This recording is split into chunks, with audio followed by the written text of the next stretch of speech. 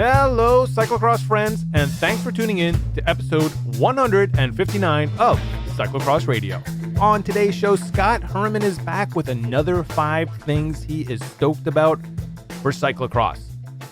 We are going to get right to that conversation after I tell you about our new sponsor. Not really new. They've been with us for a while. We just love them. They seem like they're new every time I talk about them. It is Works and the Hydro Shot.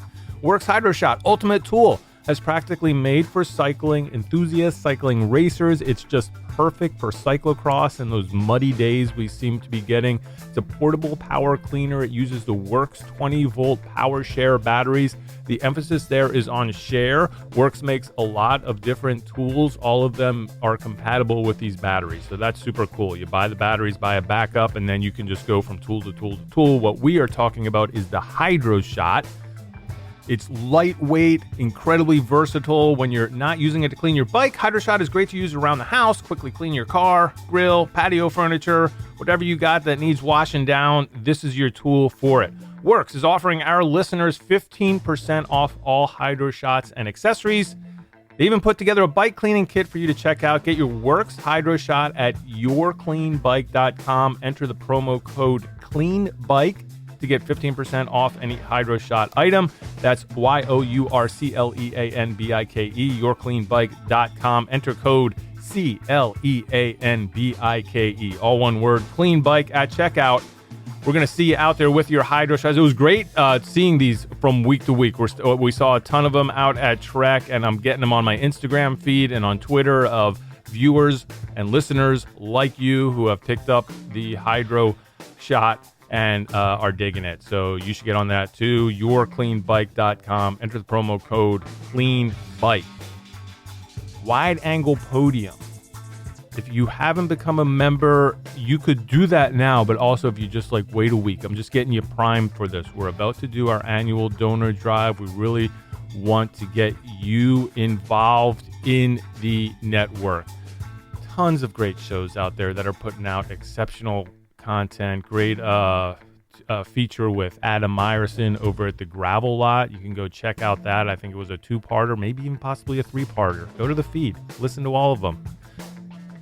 Slow Ride Podcast, those guys, I mean, the little guys back, they are just firing on all cylinders. Go check out that show. Molly Herford and Peter Glassford continue to put out amazing information on the consummate athlete. Bike Shop CX guys doing great work as well. We just started the Grodeo podcast on its own feed, so I want you all to go and check out that one. We're talking about gravel racing with Zach Schuster from Cyclocross Magazine and also Amanda Nauman. You're going to love it. I think that if you're into cyclocross, this is a perfect sort of entry point into gravel racing. I don't know that much about it. I'm on this show. I'm learning a ton because those guys are experts and it's a great conversation. So go over to wideanglepodium.com, check out all the shows, and just be ready. The percentage of people who listen, and we have, I think, close to 2 million downloads at this point for our shows. The percentage of those downloads who actually support the network is minuscule. It's enough to get us by, but this is a guilt trip. We want you to help support. You can do it as low as $5 a month. Again, the donor drive's coming up here in a couple of weeks, so just get ready for that. Get your accounts in order and get ready to help us build this community even bigger. Okay, we're going to talk to Scot Herrmann. This is another 5 things that he is loving about cyclocross, and we're going to do that right now. All right, Scot Herrmann, how are you doing? Well, Shiken, I'm doing well. How are you? I'm doing really well. It's been crazy, but cyclocross season always is crazy, and I think even this year we kind of it seems like this first part of the season up until Thanksgiving-ish is just kind of like boom, boom, boom, boom, boom. So we're just like in it now, just like cyclocross itself. The sprint is at the start. That's kind of how I feel like the season is. I was going to say, if I had to use another sports analogy, I was going to say it feels like we've already had like the Super Bowl and the World Series, and whatever else, Grand Slam tennis tournament. It's already happened, right? Well, that's I know. I think I've said this on the podcast, but I compare it to NASCAR. Okay. Because they always talk about the Daytona 500 and how NASCAR is the only sport that has the Super Bowl as the first event of the year. That's right. Yeah. Yeah. So it's kind of like that. Wait, what is that? Is it the Daytona 500? Yeah. Oh, okay, gotcha. Yeah. So like their biggest race is the opening day, and we sort of. Oh, that's a better analogy. Yeah. So we sort of go through that with the World Cups being up front, and Rochester being 33% of our C1s up front, and now we're already 66% done. So, but we talked the last time we talked. I was not able to put together this many sentences in a row without having to stop to catch my breath, because I think we were probably at about like right around 10,000 feet, probably 9,000, 10,000 feet in Breckenridge. And that was before the season started. And you had brought in this 5 things that I loved. And I wanted to bring that back. So hopefully I'm not just sort of dropping this on you now, and that's something you're prepared for. I am always ready for 5 things I love about cyclocross. Fantastic. I've probably got 50, but I'll keep it to 5. If 5's good for you, I can keep it to 5. I think we should. And I don't know if this comes up in there, but I will also say that we are here Wednesday evening recording this. I will get this up Thursday at some point, and then we're going to be in Fayetteville this weekend. So another cool event. So that's the traveling circus doesn't end. I'm excited about Fay Cross, and I'm guessing it will come up. Yes.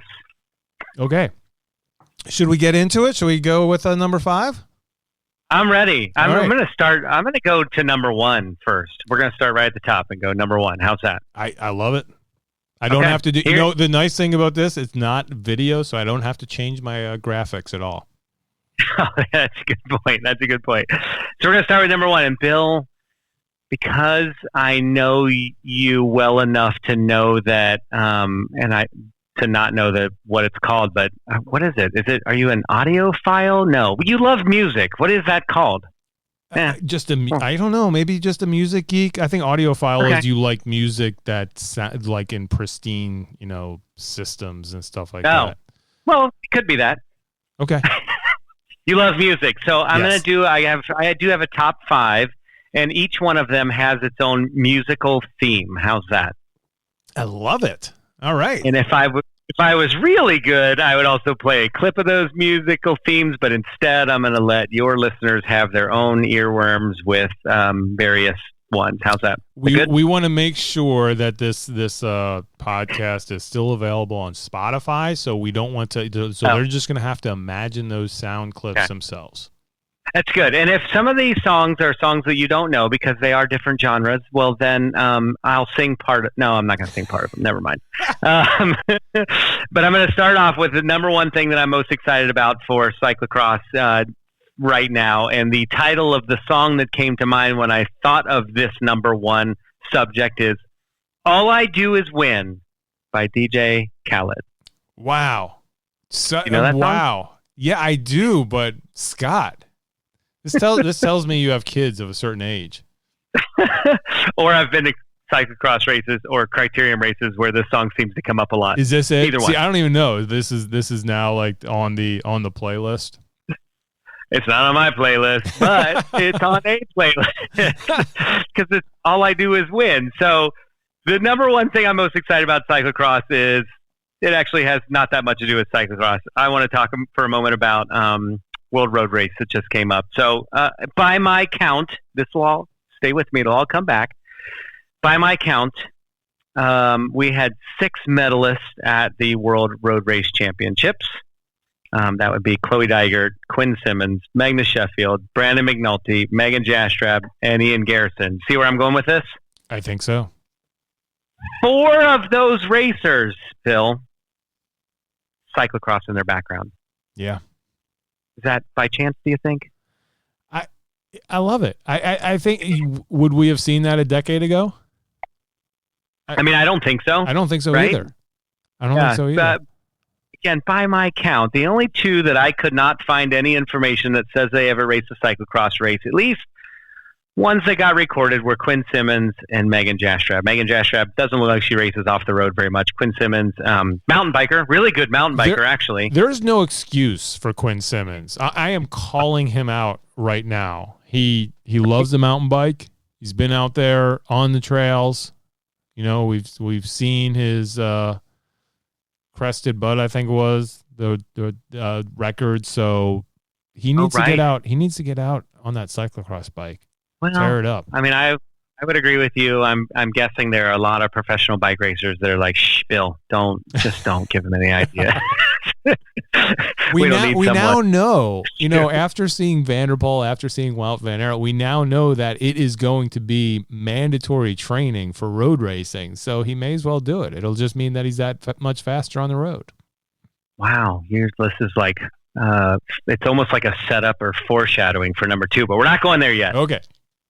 But yeah, that's what I'm excited about for cross. Is it's I don't know, you know, I don't know if this is fair or not, but and again, I think we'll talk about it, and it's stuff you've talked about in the past, and that is let's not forget where cyclocross came from, right? It was road racers looking for something to do in the winter time, and I feel like we swung way away from this, where road racers were told not to touch the cross bike, a la, professional baseball players were told not to touch a basketball because they don't want to roll their ankles or something. And it feels like we swung way away from that. And now I feel like cross is sort of getting its due of a legitimate cross training workout, right? It's, I'm blanking on the author's name, but it's Molly Herford had an interview with this author. I think the book is Range. And it was generalist versus specialist. And that how this book really sort of touted the generalist as the more successful path to success over the specialist. And the where he starts this book is with Tiger Woods and Roger Federer. Okay. Tiger Woods golfed from the age he was 3. And 5 years old, watching himself swing a club in the mirror or whatever, right? And just amazing story, and it got him really far, but then it didn't, after a while, it kind of ended, as opposed to Roger Federer, whose mom was a tennis coach, but who never, it's David Epstein. The book is Range. It's a cool book. I've actually been listening to it. But with Federer, he played everything. He played soccer. Okay. He played every sport out there. They never pushed him into anything. Eventually, like even late, finger quote, when he was in high school, he sort of like got into tennis and kind of thought, maybe that's what he liked, and then started playing tennis. But it was like really late, but he had all of these other skills from all of these other sports that the argument is helped him excel in tennis when he eventually went into that full time. And I think that's kind of what we're seeing in cycling. Yeah. And I kind of hope that that's more of what we see going forward, instead of having to specialize. You're a road racer, you're a mountain biker, you're a cyclocross racer. Right. I used to hate it. I think it started, Scott, we're about the same age. I think you may be a little younger than me, but it kind of started, I saw it happening right after I got out of high school sports, where I would see kids whose coaches really pressured them at a young age, 8th grade, 9th grade. You're a baseball player. You got to quit basketball. You got to quit football. You're just a baseball player, which in retrospect, I think was kind of selfish on the part of the coaches, but was doing the kids a bit of a disservice. I agree. And I love to see this, that these, I love multidiscipline athletes, and I get it. The cycling discipline's all one thing, but I do love to see these different athletes excelling at different parts of cycling. Yeah. it won't solve the world, but we've all had the debates and seen the things as, can you make a living cycling? And this might be that piece of it is, well, yeah, but you're going to have to pick your seasons and go after it, right? Yeah. And I don't want to blow the rest of your list, but I'm thinking of one example out there that is really, really telling in this that we're going to see in Arkansas. Yes. So maybe we should just go right to number 2, because there's so much foreshadowing leading into number 2, right? Number 2, title of the song is, it's by John Waite, Missing You. Love it. Do you remember this song? I certainly do. I ain't missing you at all, right? So that's the second thing that I'm looking so forward to during this cyclocross season, you know, as the rest of the season goes, and that is I think you would agree with me. Tell me if you don't. Over the last, I'm going to say 6 to 9 months, as Van der Poel is doing what he's doing, where it seems to be the reawakening of the road specialists and more so the team saying, oh, so maybe we should go back and do cyclocross a little bit. Maybe I am missing that sport. And we've seen it year over year with Lars Bohm, right? Every year he says, yeah, you know, maybe I shouldn't have gone. I think he actually came out with an article recently and actually said that. Maybe I shouldn't have gone to the road. Maybe I should have stuck with cyclocross. Do you remember this? Yeah, and he's starting early. Like, I think he's racing this weekend. This weekend. You're 100% right. He is literally racing starting this weekend. I think he's got a whole October block planned, and then off in November and back in December again. So he's still, you know, racing for the road teams and stuff like that. But he's coming back full bore in October. And I don't know how many of your listeners were big into cross when Lars Bohm was big, but if, you know, he was sort of in the new era, I would say he was the first Van der Poel, tail whips over the jumps and all that kind of stuff, right? Yeah, and just such a stud, you know, cyclocross racer, big guy, was able to sort of, you know, I think a little maybe not as wispy as Van der Poel, sort of body wise, but still same height, and just like, yeah, you know, another Dutch rider that just was crushing out there. I mean, he was scary when he was racing. Everybody, you know, he was the guy that had the target on his back when he was racing races. Right. And that's what I'm hoping to see if he's committed to it for full October. You know, I know he's jumped in a couple races here or there and not really been a factor. And I'm guessing, again, like many of us, we cross our fingers that when he comes back, he lights it up, because we remember when he did. And so I'm excited to see him coming back. Can I tell you one of the interesting things is when he won his world championship. So this is a world champion in 2008. The second place. Do you have any idea who second place was that year? 2008, would it be Sven? Sven was actually third. Oh, there you go. So, no, I want to keep guessing. Another finger quote roadie. It's I can't place his name. It has a V in it. Stibar. Oh, Stibar. No, okay. Yeah. Steve.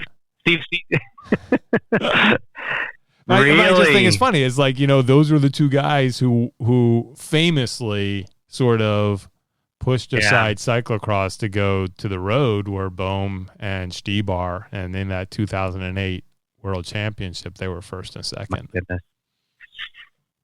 He's not missing cyclocross at all.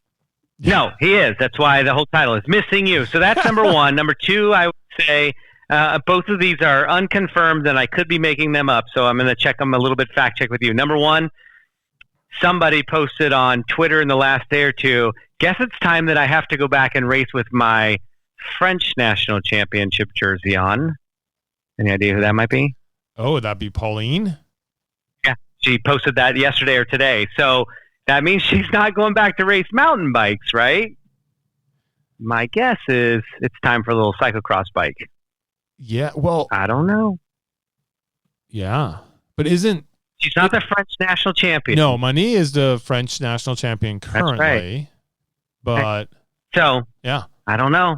We'll see. I know that she said that cross was in her cards, and would love to see her back out on the cross course. Didn't she race some last year? Didn't we have like a Neff versus PF? Didn't they actually crash into each other last year? Oh, that was 2 years ago. 2 years ago. chips when Neff broke her collarbone and apologized. Oh, that's for right. That's right. On the ground. I think I'm right? Yolanda Neff apologizing to PFP while having a broken collarbone, showing us what kind of athlete she is, right? Oh, even more so. I remember because that was the year that the first World Cup mountain bike race was in South Africa, and it was in March. So it was only, like 2 months after that happened. And we were like, well, and everyone's like, oh, Yolanda Neff's not racing. And I was on this, what was it?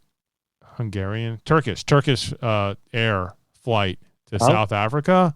And I look up and here comes this big blonde mess of hair. And I'm like, I guess Yolanda Neff is racing after all. Like, nobody knew. And there she is on the flight. I'm like, I got a scoop here. No internet, but I got this scoop. I got all this information and nobody I can tell it to. That's so funny. So that was 2 years ago. That's funny. Yeah. So, and then third on my list of Ain't Missing You at All. Again, I could be wrong. I'm not quoting sources here, but there is a brand new world road race champion that said in a post-race interview that it's time to go race some cyclocross. Annemiek van Vleuten. Oh, nice. Yeah. I had to go look it up because I'm like, does she even race cross? I have no idea. I can only find like one result from 2017, but hey, she said it in an interview, so I'm assuming that we are going to see her jumping into a cyclocross race very soon, I guess, because she's clearly got the form, right? Yeah. Definitely take advantage of it while you have it. Yeah. These are those last two are tweets or Instagrams that I saw that when I went back to verify them, I can't verify them, so they could be lies. You can go find them, but I'm certain that I saw them. So there you go, right? And then so the fourth one under Missing You that is now sort of old news, I think, is I think Cyclocross Magazine had an article either today or yesterday. Logan Owen coming back to race at Fayette Cross, and I've announced bike races with him in him before when he was much younger, and at the time we were calling him, the future world champion of cyclocross. And then, as we see so many times, I'm not saying it's wrong, the road stole him away from us. So to see him coming back for a guy like me, that's pretty exciting.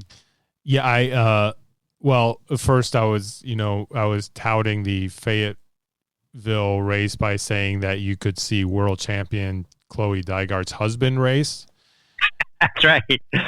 And then I followed that up by going, it's not to slight him at all. The guy has won. And at that time, I hadn't gone back and I completely forgot. And this is truly like Missing You because the numbers had completely eluded me. And I was like, only because I remember Madison, Wisconsin, national champs. And I know that I have this photo of him holding up his fingers. And I was like, the guy won 7 or 8. And he just replied 10. Well, then the picture has him with 8, right? Yeah, because the picture I have. But of course, I didn't have the 2 after that. I think I was shooting video then instead of photos. So it was like, gotcha. 10. Yeah, 10-time national champion, junior U23, right? Yeah. And so I'm pretty pumped. I make jokes about the Missing You stuff, but I'm pretty pumped that he's coming back. But here's the thing. That is going to be so great in this race coming up this weekend, these 2 races, is that you have Logan Owen and you have somebody who went through his junior and U23 career in cyclocross with Logan Owen as his number 1 nemesis, who is now and again, I don't want to blow your I don't know what's coming up in the countdown. This is the year of Curtis White. It is the year of Curtis White.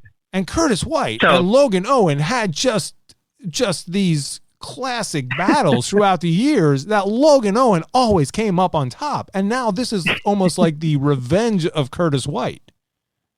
There's a comedian that makes a joke. Oh, it's Jerry Seinfeld that makes a joke about the Olympics and what it means to get a gold medal. And he said, gold medalist, best person in the world, silver medalist, never heard of him. Yeah. and that's sort of that, right? It'll be interesting to see. It's the year of Curtis White. In that article with CX Magazine, I don't know if you've seen it, by Zach Schuster, he asked him about his preparation. Have you seen this at all? I haven't read it yet. Yeah. Which is fine, because I think it came out this afternoon. I didn't mean that. But Logan Owens says, I have a bike. It's not B-bike. I have a bike. I haven't actually ridden it yet. And I've done little to no preparation off the road. It's sort of mildly interesting to me. But he also, at the same time, was very confident. And he was like, yeah, these are my words, not his, where he's like, I've got the engine. I'm not that worried about it. I think, if I'm not mistaken, before he got into cyclocross, or when he got into cyclocross, Logan Owens was a very accomplished BMX racer, I believe. That's correct. And so handling skills shouldn't be a big deal for him. I think I am so looking forward to this race. I just think it's going to be amazing. It's like Dirty Kansas and cyclocross, right? Because it's not like you're exactly right. It's not like you're getting like this, a roadie showing up with a big engine. That's it's like a roadie with a big engine who's already won 10 national championships, who has a background in this. So yeah, even if we spot him like Saturday to figure out what cyclocross is again, Sunday is just going to be all on. But I'm not writing off Saturday either. I clearly have never raced at the elite level, but it doesn't matter. I think that I think it's still valid that I feel this way.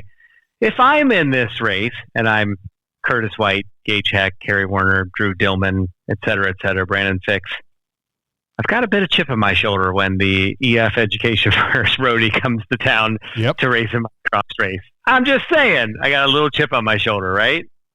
Yep. Just like Dirty Kansas, when they showed up at Dirty Kansas, all of the gravel racers had a chip on their shoulder about them coming into that race. Not a vendetta or bad feeling, but you're coming into my house. I've got a point to prove. The stakes go up a little bit. I think that's exciting.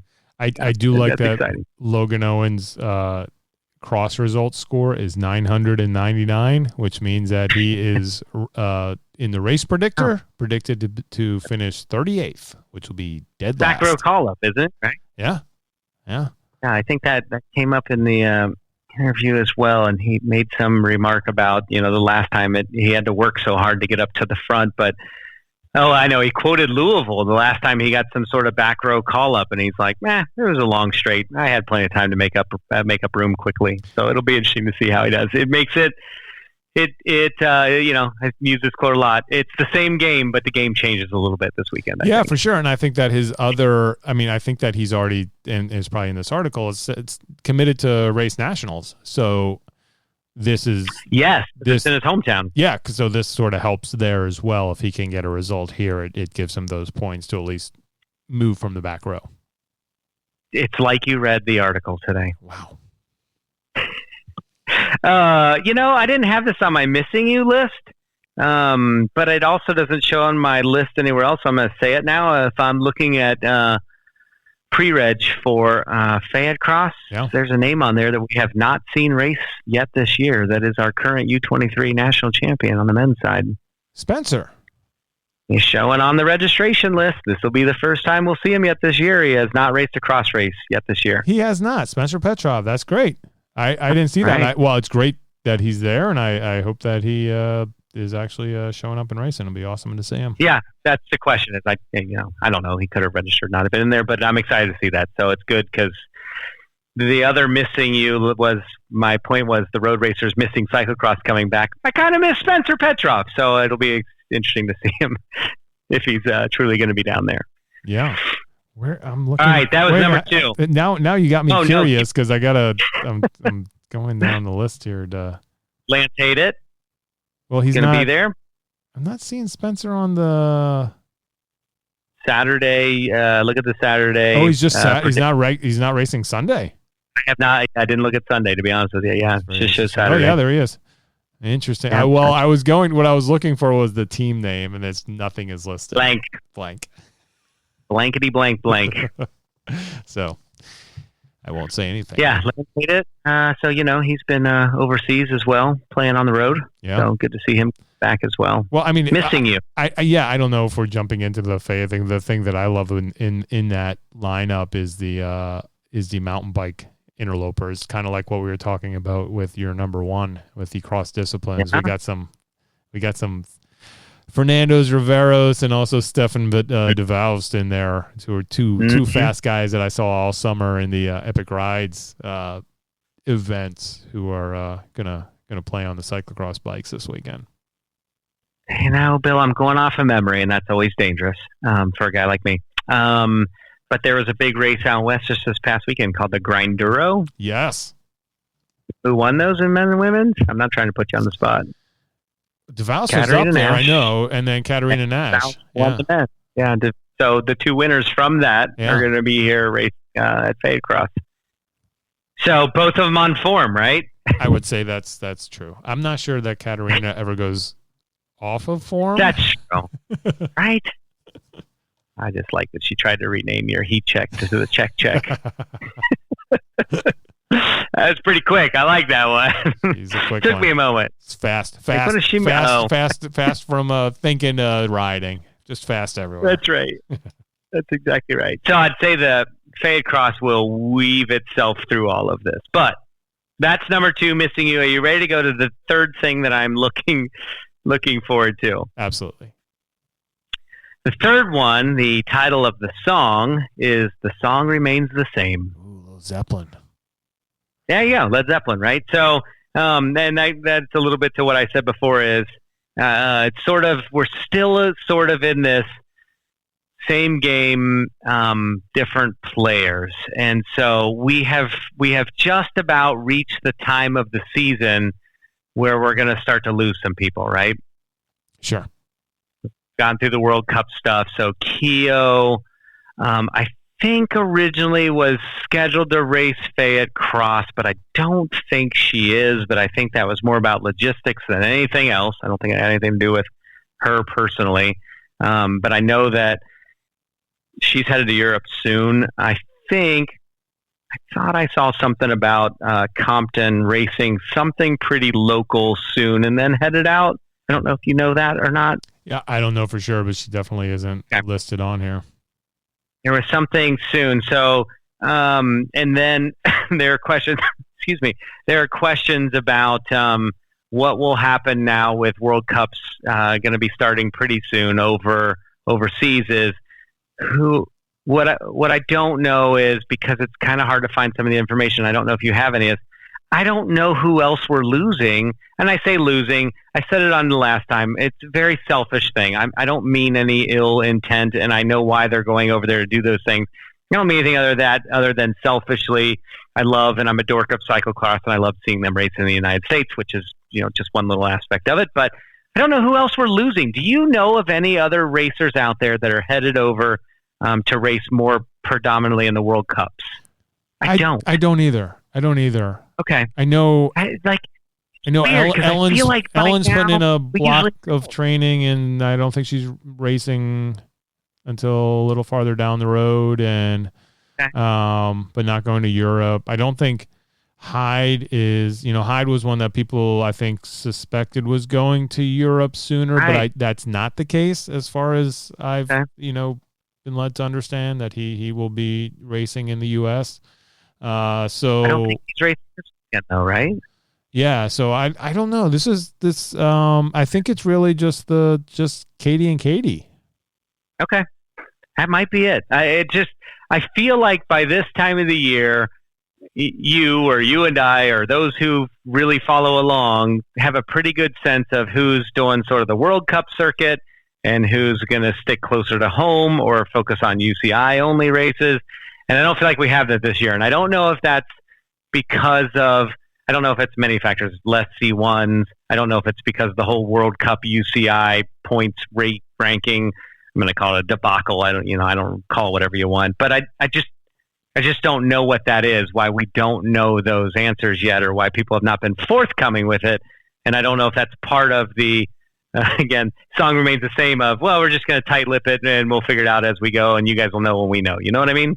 Yeah, it is interesting though. It didn't really strike me until you said it that I think there's still, like, for the American riders who may want to go and race World Cups, these UCI C2 races are still important, just because I think it may give them an opportunity to get selected. And the thing that's odd is that, so now we sort of have this bifurcated system, right? So if you did well in these first two World Cups, the stress is kind of gone, because nothing is going to change your start position for Bern. Right. It's locked in. That's right. It's World Cup points and it's locked in. However, the rules for being selected still exist, right? So top 50 automatic selection, that still exists. That's not World Cup standings, that's UCI points. So it's still, and that's I didn't really, that calculation I didn't really take into consideration for why people, the importance of still racing these races. And that truly is, even though C2s aren't as many points as C1s or the World Cups or, Pan Ams are coming up, it still is points, and it still is an opportunity to move up the rankings and into that top 50. And if World Cups are a goal for you, then that can get you into those placements with US races, which is kind of that's something that I didn't take into consideration when thinking about where people are going. That being said, it seems like these early World Cups, like this Bern World Cup, there are slots open. We always kind of see that, like the later ones, people are fighting for it, and it comes down to Jesse Anthony having to put together a team and figure out who's going. For these early ones, it's almost like, if you want to race and you have the ability to get there are going to be spots available. Yeah, I agree. I don't know. I just feel like I could be wrong. I feel like that's more buttoned or locked down. I think this year what we may see, and where the song remains the same comes into play, is that I'm really curious to see if people are going to race less in this U.S. season or this North American season. Less. Yeah. In that. Because. Well, I think that you can sort of pick your spots. Everybody's going to go to Cincy. It's a C1. Everybody's going to go to Cincy. I know Julie is. I know Julie Herrmann is like, they better come to Cincy. Me too. They're going to be there. That's a mandatory race almost if you were racing on the UCI level. Pan Ams is a mandatory race on the UCI level. That's right. Those are the only two remaining that are mandatory nationals. But that's kind of what you're shooting for from these races. So it's almost, you can almost then mold your season into racing these other UCI events. I mean, there are some people in there that are like, I need to race all of them because I want a better gridding position at nationals. But it doesn't do anything for you as far as, if I race these C2s, I have a better chance of getting on the world's team. That's just not a consideration.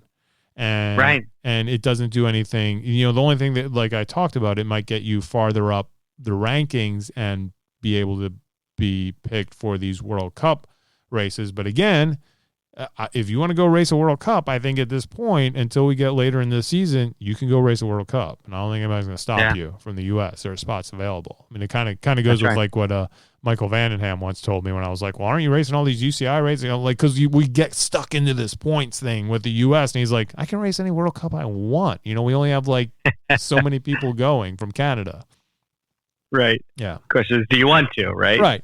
So I think that'll be an interesting thing for us to keep an eye on, to see what the fields look like in these C2 races. And I think what it also may do is it may start to give us a better picture just from where people want to go now that they can choose about maybe which events are prioritized by riders, which events are preferred by riders. And it may be a wake-up call for all of us who organize races that, oh, shoot, people aren't coming to our race. We're obviously need to pick it up and be better race organizers because I think the racers now have that power in being able to decide what they want to do. I agree. Interesting year, right? Yeah, for sure. All right, number 4. You ready? I am ready. This one's it's a 2 song. You get 2 for 1. 2 for Tuesday on Wednesday. Because I couldn't decide which one it was. It's one. I think you might like this one. Is Should I Stay or Should I Go? By The Clash. That's right. Yeah. Or at the same time, if you know this one, Bill, you're really, really going to impress me. The name of the song is In the Middle. Don't Google it. No, I'm not Googling it. But I'm Jimmy Eat World. No, it's Zed, Maren Morris, and Gray. This is a song that whenever I think of it, here's what I think of. Are you ready? We're going to go throwback here for just one moment. Yeah. I think of a few years ago, leaving Cross Vegas after announcing, maybe having a couple beers, hanging out at the USADA or tent with some racers waiting to go to the bathroom, getting back to the hotel at 1 a.m. And you know how in Vegas, a lot of these, I don't know, they're hotels or casinos, they're sort of connected by these walkways. Yeah. Well, this song was on, and it's this In the Middle song. And if you don't know it, look it up. It's kind of got a catchy tune. But as I made my way through these hotels, trying not to breathe because of the cigarette smoke that I could smell, it was playing, and it was playing in this walkway consecutively. So I heard it like 6 times in a row, and it got to the point where it was sounding like it was someone. Do you remember like the old record players where you could drag your finger and like slow it down just a little bit to make it sound funny?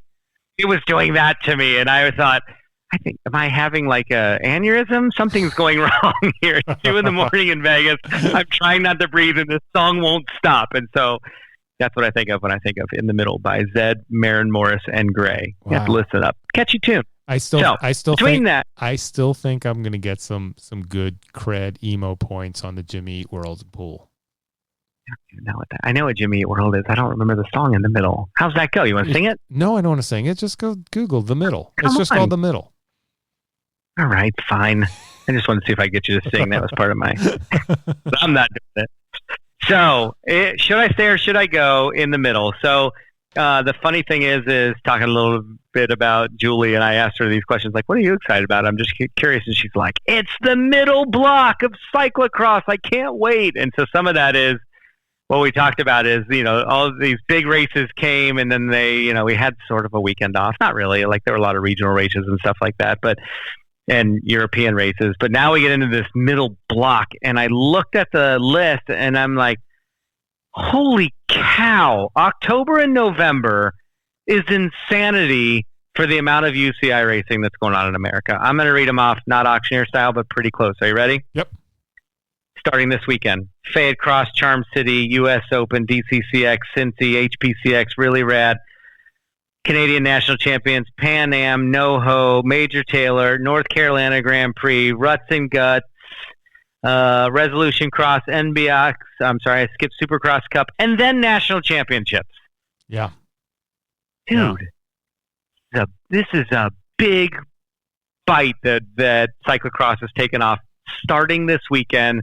Like, if you were at all interested in the last 2 weekends and you're a fan, like, here we go. This is the middle, right? And it is the middle because it's October, November, early December, and then, of course, for, all of us cyclocross fans, we still have January, February to go, right? Right. So I'm pumped up. It's the middle coming up, and that's what I'm excited about for cyclocross. In my number 4 list is Here We Freaking Go. It is going to be all out, and I can't wait to see. You actually led into this really well when you said it'll be interesting to see who shows up at these races.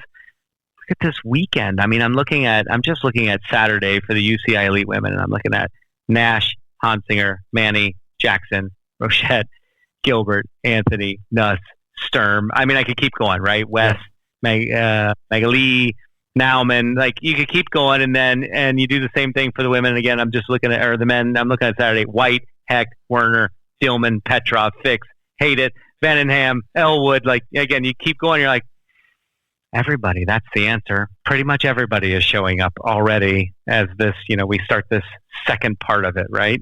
Yeah, and it's really, I'm telling you, these races I'm really looking forward to. A couple things, just looking at how it's been so much fun doing these heat check videos and looking at how, especially this weekend coming up, is going to affect that. I don't think, on the women's side, I think that the North American racers more than stood their ground. I mean, two of them, Katarina Nash, check, of course, but we count her as our own, and Magli, and just and Clara Hansinger and that whole crew just crushed it during the World Cups. And on the men's side, a little bit of a different story. I mean, it's just you have this Belgian wrecking crew that comes through here, and it was tough to make it into that top 10. Between the Belgian and the Dutch riders. And we want them here every year. Absolutely love it. I mean, you and I just go nuts over that racing. We get the best in the world who show up into our backyard, and we get to be a part of it. And it's amazing. Yeah. But I can't say that I'm not like overly excited to sort of hit the reset button on the heat check videos for the men's side. And the conceit of this whole series is North American racing. It is to highlight North American racing, and it's going to be really, really fun in that men's race, hands down. And then the women's race, as I said, it's already just a no-brainer between looking at the top, between Nash, between Magli, Rochette, and how many. All and Hansinger, and then these younger riders. You got like we got Bridget Tooley. I'm assuming she's going to race with two shoes this weekend, and so we have all these like younger racers in there too, and it's super exciting. And you're absolutely right. It's like this craziness of the opening of the season. And now, as much as I said, I don't know who's going to race where, now we just kind of sort of settle into it. And it starts this weekend, and it just keeps growing until we're all in Tacoma in December for nationals. And it honestly doesn't stop. It's just full on from now until nationals. What do we got next? What's next on the playlist? So wait, yes. The last point I'll make about 4, because I said there was 2. It was in the middle, and should I stay or should I go? Yeah. We do also have that second piece of all of that, right? So I know that I'm going to hit a sore spot. I know that you would consider Charm City and U.S. Open not really a double weekend because there's really not a choice there, right? This is true. But it's a double weekend, right? We have where it's split. I completely respect the U.S. Open of cycle CYCLE cyclocross. All right, so that's one weekend. Major Taylor is another weekend where Supercross Cup is listed as the same weekend, and then Resolution. We need to get some clarification on Supercross. I hope it still exists, but I've heard some rumors. So, do you know anything about HPCX as well? Because I would call Cincy a double weekend as well, but HPCX is happening on that one day. Okay, all right, so that's a double weekend as well. Yeah. So assuming that Supercross is still there, that makes 1, 2, 3, 4 double weekends in just between October. Well, I guess really in the first weekend in December. So that's the should I stay or should I go, right? Because we do have, whether we like to believe it or not, we do have people that will wait and see who's registered at what race and may go to the other race to try and chase some points, right? Yep. And I don't know if that's still a factor this year, but that has been a factor in years past. Yeah, and again, I really think if you're chasing points, it is for the pursuit of staging in nationals and maybe a little extra prize money. I was going to say in prize money, right? Because the minimums are higher. So typically speaking, I shouldn't say always. So, yeah, that's the should I stay or should I go. I just have to make sure that I tie back in my my musical choices that are obscure, to say the least, and maybe even incorrect. All right, you ready for number 5, the 5th thing that I'm looking forward to? I am absolutely ready. I just made the obscure remark. So the next song is by Diana Ross, and it's called "It's My Turn." Ooh, is this Diana Ross with just on her own? Yeah, I don't know. Probably. I think some of these I had a thought, and I had to find a song that kind of went with it. And some of them I had a song first, and then a thought that went after it. How's that? Just make it. Yeah. Okay. So it's my turn, and it's really my thinking is, as you may or may not know, I love during any season to look down, I'll say 5th through 15th place, and just say, who's coming? Like, who's our next? Who should I be watching that maybe isn't sitting right on the front of the race every single race? Yeah, yes, I know that Katarina Nash is awesome to watch, and she's always going to be at the front, but I'm always wondering, who am I rooting for outside to jump up onto the podium, or who's going to be our next superstar over the next couple of years. So I always like to look a little further down. And when we looked at the Jingle World Cup and Trek World Cup weekends, it gives us a peek into some of those people where we go, that was an interesting result by those people. So that's my next diatribe is It's My Turn. Are you ready? Yes. You want to start with the men or the women? Let's start with the men. All right, let's start with the men. So It's My Turn. Number one person is someone we've already talked about, current U23 national champion. That's Spencer Petrov. He both hits and sort of strikes a chord with me from two things. It's my turn in that we know he has the ability to win national championships, obviously, at this point. What we don't know is how does he fare on the elite level, number one, and how does he fare without the support of a major cyclocross team, right? Correct. So it's going to be interesting to watch. I'm going to watch him. I have a bias towards him, but even if I take that bias and set it aside and understand the talent and the dedication that he can put into the sport of cycling, I wonder I think this is going to be a big year for him that's going to tell him something about himself and his future in cyclocross. I think this will be a year that I think he'll figure a lot of those things out, one way or the other. But that's why he shows up on my It's My Turn list. Yeah. Second person. Yes. Well, go ahead. No, I was just saying I am really curious. I mean, Spencer Petrov is definitely that rider who we are all curious to see him out there. I want to see him out there and crushing it. I think I guess last year he didn't race at this time either because he was suffering from that head injury that he was getting over. So it was almost similar timing for his return to racing. So yeah, that is definitely this question mark that I think we're all excited to see where Spencer's at. Yeah, and he's looking to go, up that level, right? Second person is somebody that I don't need to talk too much about to you because you know him pretty well. But when I think of It's My Turn, the rider that comes to mind is Brandon Fix. Yeah. Right? I ran into him at Trek Cup off mic before and asked him how he was feeling, what he was thinking, and he told me something I didn't know, and I guess I should know, but you can't keep track of everybody, right? But he said at Trek, I've never been here, never raced this race before, never don't know anything about it. Yeah, they would go to Jingle, but not to Trek, for sure. Right, and at the same time, he said, he's super hungry. Now you may know the answer, and I don't know this off the top of my head. I feel like I should. Is he aged out of the U23? He has. He is an elite racer. I thought just this last year, right? Correct.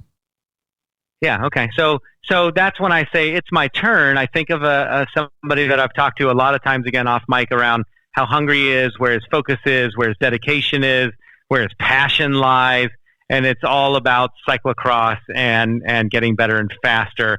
And I've watched him sort of inch his way up and around and sort of getting into the right mixes and the right moves. And he's been looking strong. A couple, I would say, probably not his best weekend at Trek.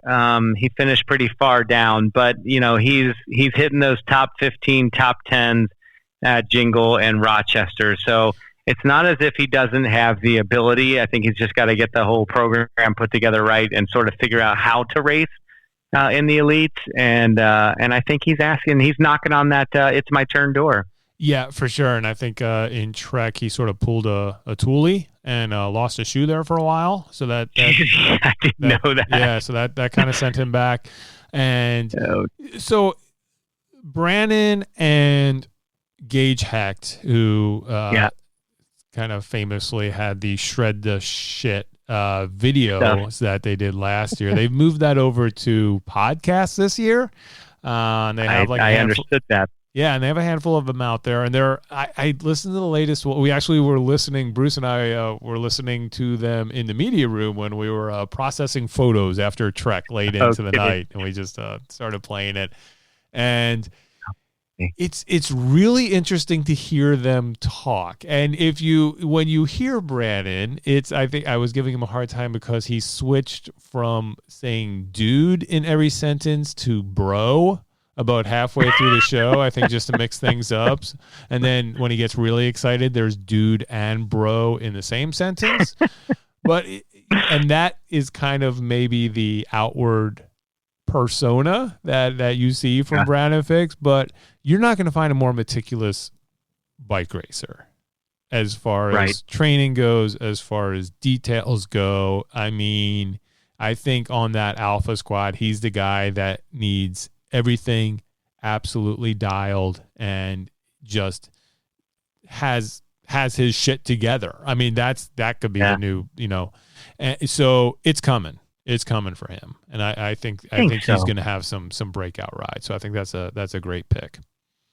Yeah, I don't pretend to know, or I should say, I don't pretend to be able to spot, the future national world champions. But at the same time, and it may be just what you said, you can sometimes look at a person and go, okay, this one's different. This one's got something different about them or special about them, and it could be, natural ability, or it could be focus, or it could be, like you said, meticulous attention to detail.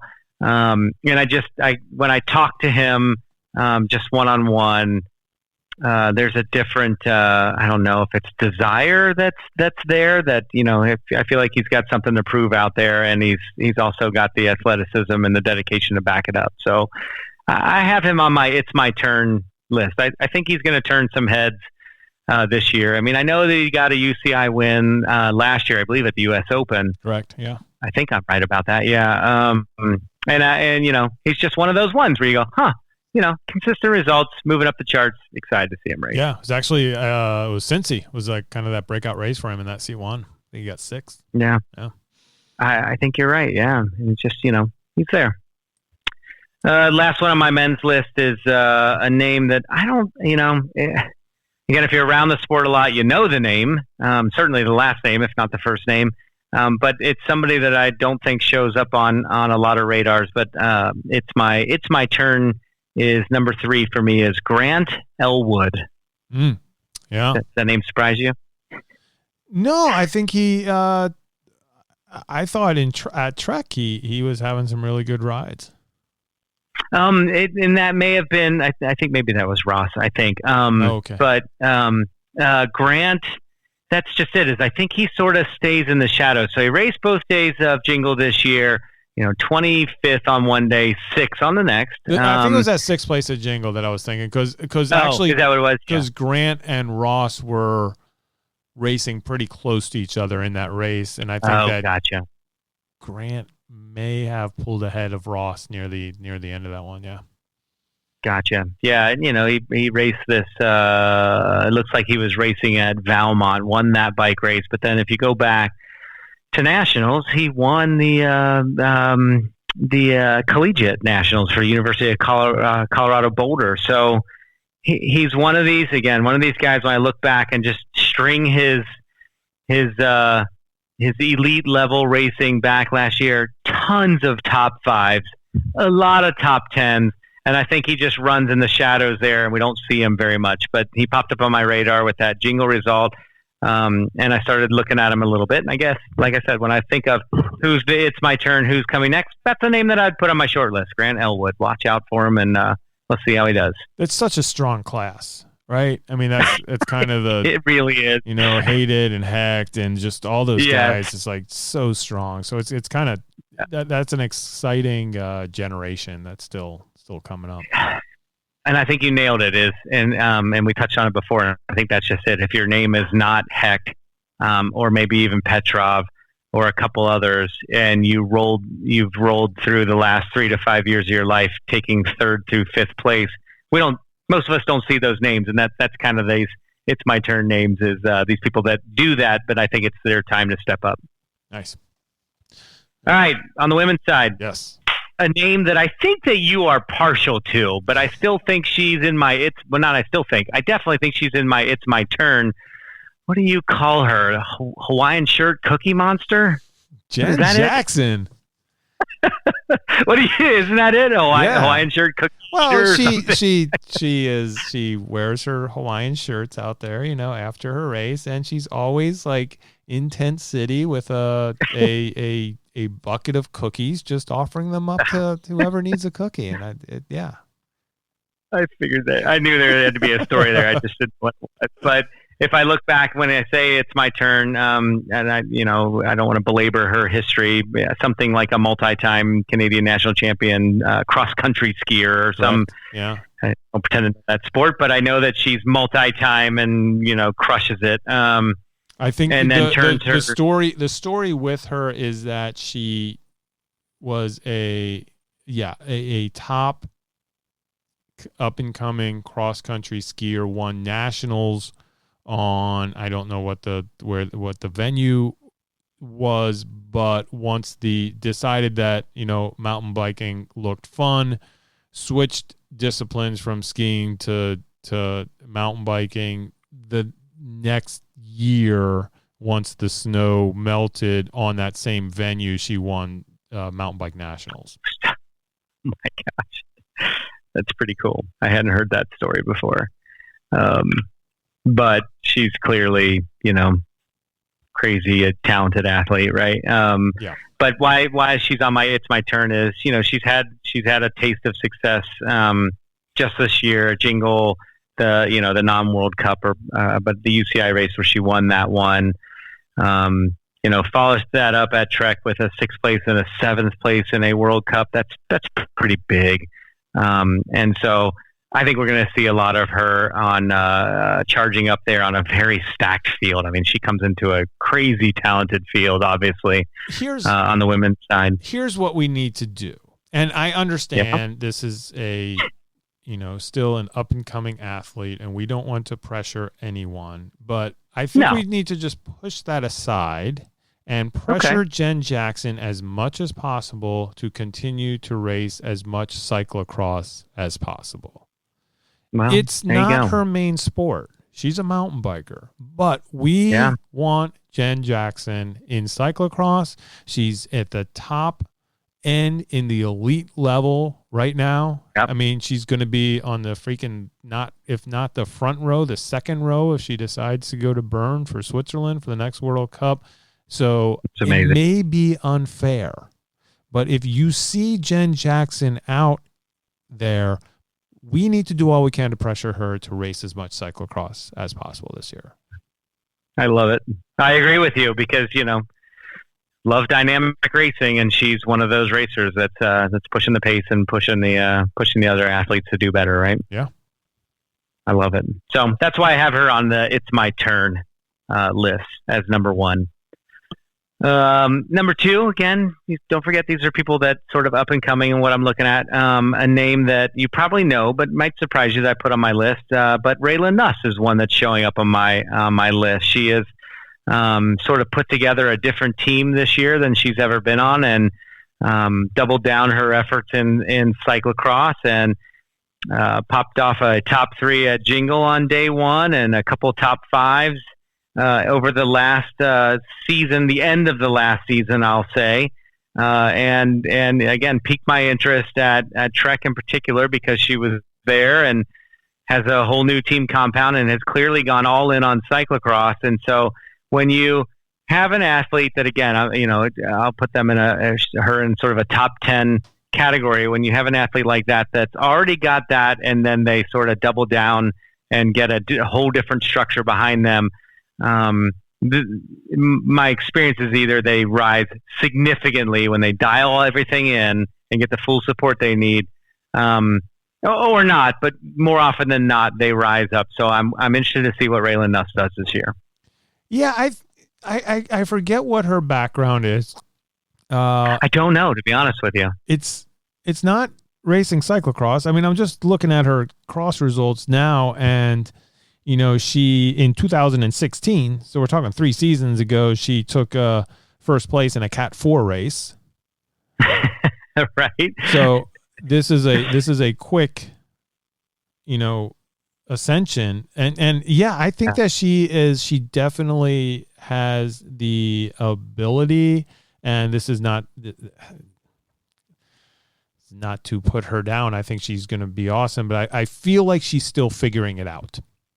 I think you're right. Yeah, that's exactly it. And that's why it hit a sweet spot on my list of, oh, okay, everything's changed. So she was with the Maplewood Bicycle, Gateway, Harley, that kind of stuff for a couple years. And I don't know what precipitated the change, but did you happen to see her team compound at Trek? Oh yeah, the Map Mini. Yeah. The Mini, and then the gigantic, I call them all Sprinter vans. I don't know what they're actually, who makes them, but there's a compound there. It's a massive compound. So she's gone all in on cyclocross and has all the support in the world. And that's my point is when you see somebody who is a top 10 kind of person who gets the support that they need and they can focus on racing and not all of these other things, that could be a big deal. And that's part of the reason she showed up on my list. I'm like, oh, clearly she is supported in cyclocross and she's going all in. None of that I know. I've never talked to her. I have no idea, but the appearances and her results are showing that something's different this year. So I can't wait to see how this year plays out for her. Definitely. All right. You ready for number 3? I'm ready. She also comes up as the most mispronounced name on new name that we all have talked about. I think in the I don't put myself in the media, but everybody in the media and announcer things, we've all mispronounced her name at some point. And I'm not even going to say that I have it right, but I had her say it to me 3 times before the start in Trek, and I'm probably still going to get it wrong. Are you ready? I'm ready. Anna Magali. I don't think that's correct. She said, say it like you're Italian. Yeah, I am actually going to pull up Magali. I think it was I gotta go my Instagram because she phonetically spelled it out for me. Oh, did she? Yeah. Good. I had her say it to me 3 times, and in the moment I had it, but I've sort of lost it, and I know that that it's sort of important to me, and I want to get it right, and that's why I was kind of laughing. I'm like, I'm sure I've got it wrong. I just remember she said, "Say it like you're Italian." That's not exactly Italian, what she wrote in this comment. I just need to find out where the heck it is. Is it Magali? No. No, you're not going to play this game. I want you to sound it out. You ready? Magali. The best way to phonetically spell my last name, I think she meant say, is Magali. Magali. Magali. It's Italian. That doesn't sound Most people say it slightly wrong. Magali. I'm going to get her to say it to me Magali. again. But I think the important part is the Magali. We know it's not Magal. Nope. And we know it's not Miguel. That much we know. But we'll get the rest of it. She spelled it out right here, Scott. MUH-GAY-LEE. I'm going to ask her to word it for me because, like I said, after I had it and then I announced it and then I lost it because I got lost in the Italian thing. Again, I'm not Italian. So when someone says, say it Italian, I'm like, Scott, how about if we say it American? Because I am that. Scott, you can just rest on your laurels having taught North America how to say your Lord. Visha Fanye. What I can't rest on? I'll just admit, I'm an open and honest person. Can I tell you what happened at the start of the World Cup when I called the very first rider into the grid for the men's elite and how badly I botched it up and how embarrassing it was to me? Are you ready for this? Uh-huh. You're down there, right? Yeah. When you start the call-ups and it's pandemonium down there, right? Yeah. And I grabbed the two people and I said to them, and I said, you're the two most important women in my life right now. I need one of you on each one of my side. And one was Dot Abbott, who is like the race official and knows everything about everybody, right? And the other one was Julie, my co-announcer. She loves it when I call her my co-announcer. That's nice. And not the person I'm married to. Your co-announcer in life. That's right. And so Dot's job, if you will, among many other things, is she points at me every 10 seconds because for row number, I'm giving you guys inside baseball, right? Every 10, that's what I have. I have 10 seconds to say each name for the first person or the first row. And that means, racing out of, Belgium for the, Palshausen team, your former U23, that all that kind of stuff. I have 10 seconds for row number 1. And then for row number 2, I have 7 seconds.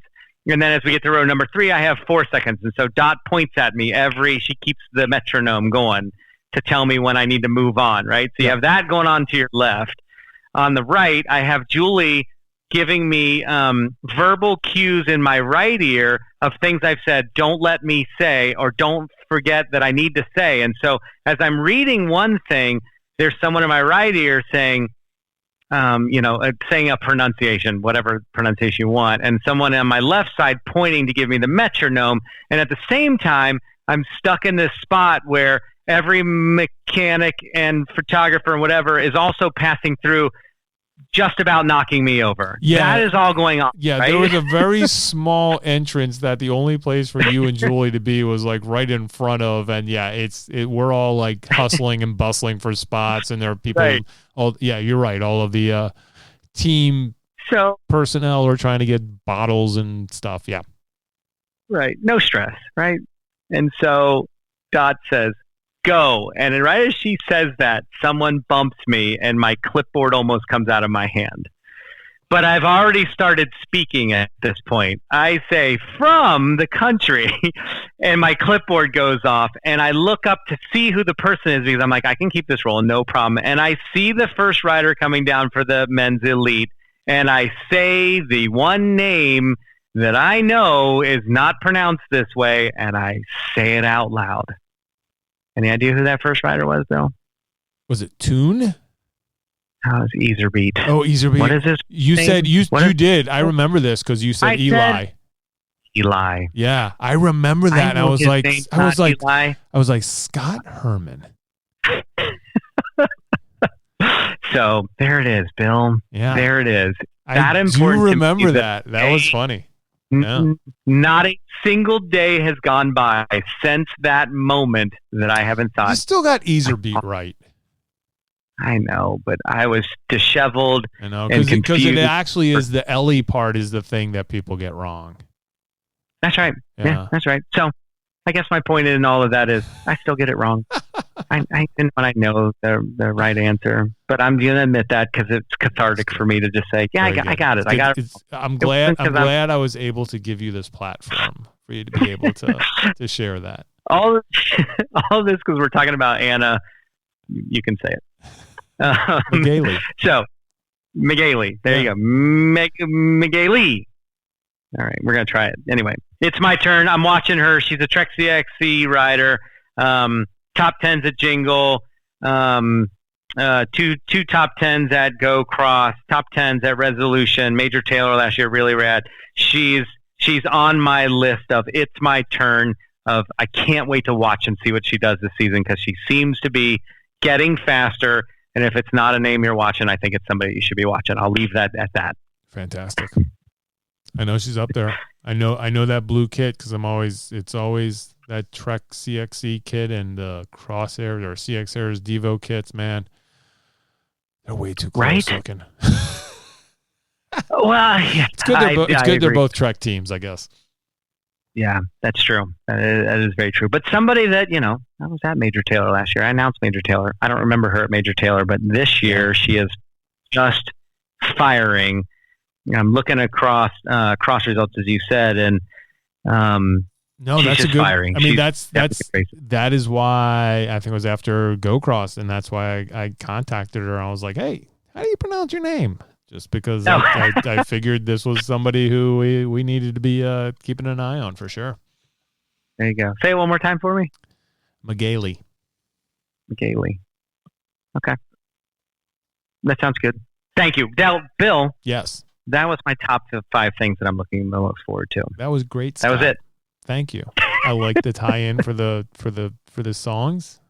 I like that we have a list. I'm big into lists these days, so that Me was too. good.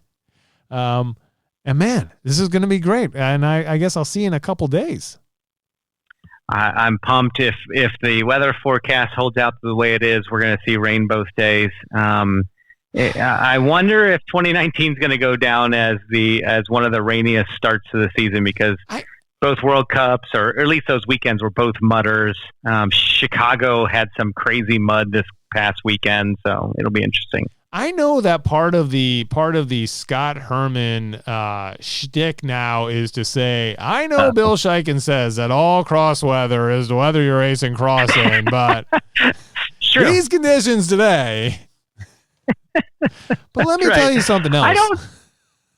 Yeah. Here's what I'm going to tell you. I don't have a tip like cross weather thing. You know what I mean? I don't get that whole thing. Yeah, I know. I'm just giving you a hard time, but and here I'm going to give you a hard time again. While you're underneath your nice sheltered area, not getting rained on, staring out at the conditions, I'll be sloshing around in the mud. But you know what? It makes for really good pictures, so it'll be okay. I literally saw a picture of Trek, and it was a picture of a bunch of people, I think like Cyclocross Crusade people were standing around, all these umbrellas, pouring down rain, drinking beer, and all these people with umbrellas.